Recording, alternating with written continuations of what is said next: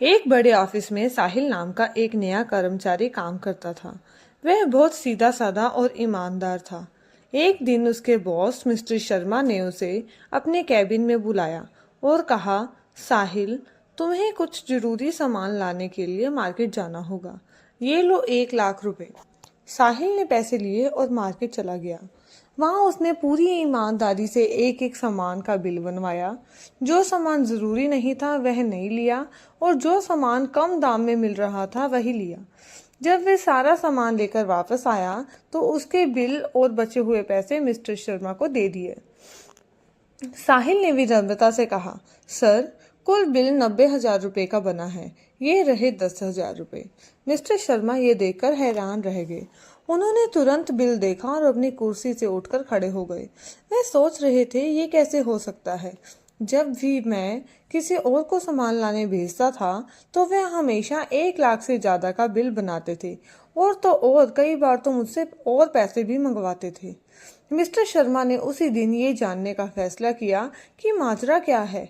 उन्होंने एक एक करके अपने 2 पुराने और भरोसेमंद कर्मचारियों को बुलाया। उन्होंने पहले कर्मचारी को बुलाया और कहा, तुम्हें तुरंत मार्केट जाकर ये सामान लाना है।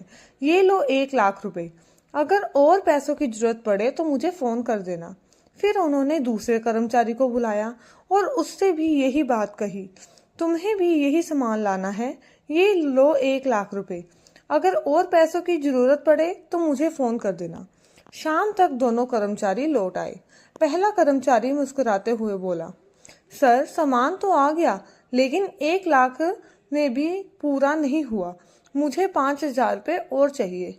दूसरा कर्मचारी भी अपनी अलग कहानी लेकर आया, सर, सामान आ गया है लेकिन 10,000 रुपये कम पड़ गए।